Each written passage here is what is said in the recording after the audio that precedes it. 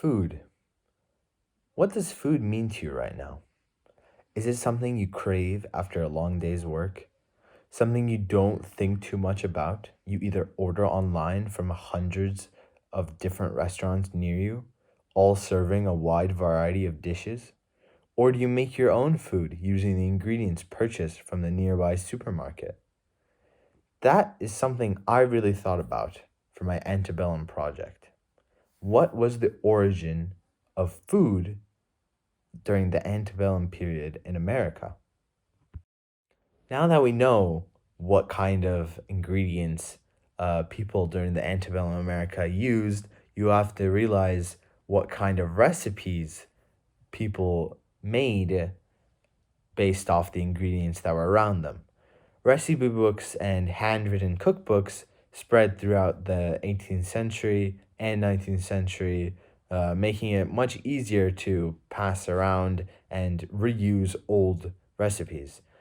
In the beginning, it was mostly comprised of English and European cuisines, but as more and more enslaved cooks and African uh, descendants had access to reading and writing and like having an effect on these cookbooks, a new generation of recipe books and cookbooks involving these African uh, dishes or a mix of white and African cuisines became very abundant in the Southern style of food and culture, which is important for the future of food in antebellum America.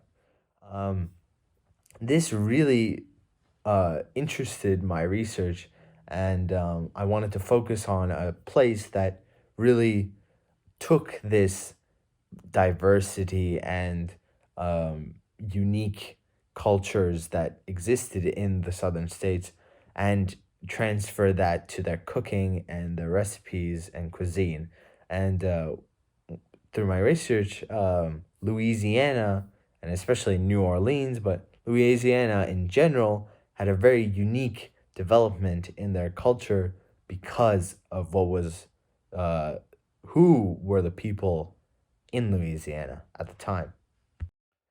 As we approach the 1800s, Louisiana has a sudden growth in diversity, as I've mentioned, and this included a lot of French chefs that immigrated to particularly New Orleans, which uh, really enhanced the food and cuisine and basically changed food in the antebellum period, um, because of this huge diversity of different cultures and different recipes.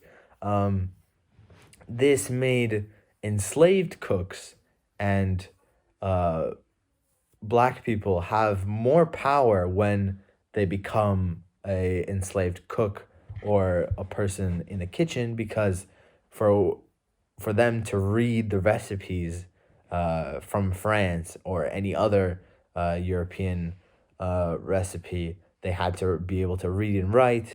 Another thing to think about once the Louisiana region started mixing and uh, basically um, uh, diversifying with the Spanish, European immigrants, French that were originally there, the new now U.S. and slaves from Africa.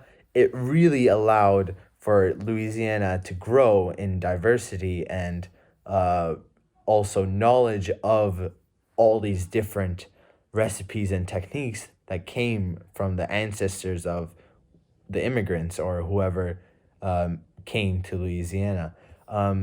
This created a new ethnic group called the Creoles, which is basically uh, the people who were descendants of the inhabitants of Louisiana before it actually became part of the U.S.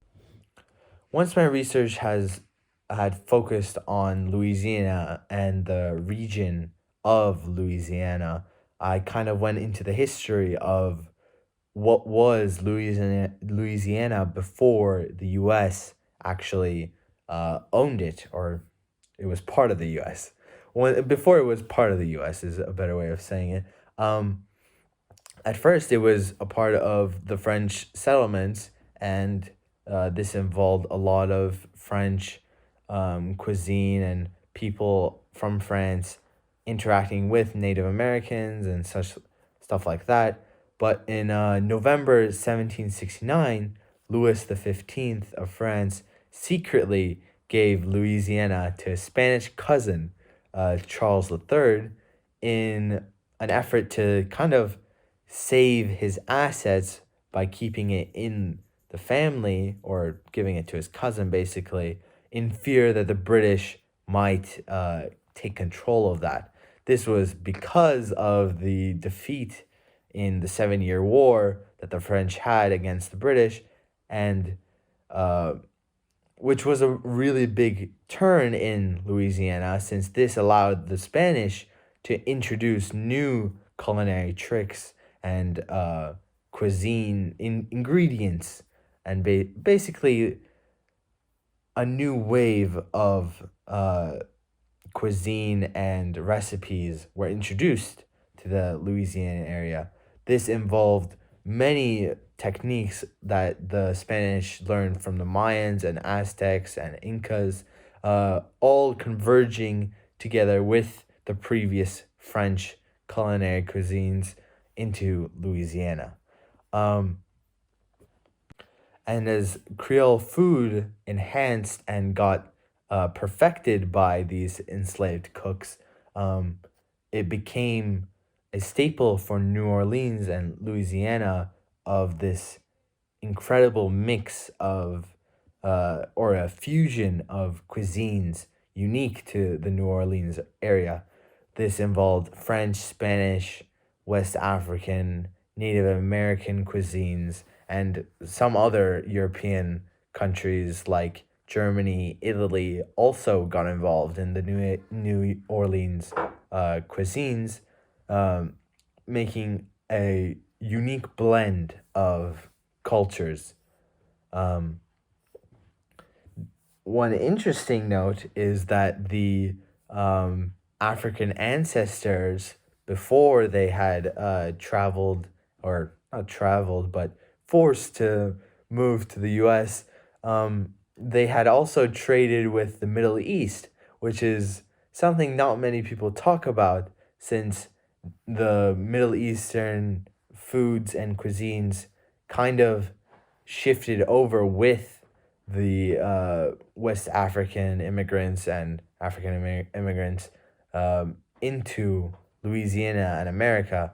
Um, Around 18th century or 1800s and 1860s, the Creole society really, really flourished and grew because of all these different cultures converging into the food and recipes. And it was one of the biggest ports, which allowed for very quick, or the quickest at the time, travel of information, and this includes recipes, making New Orleans a very, very staple center of cuisines and restaurants and food during the antebellum period.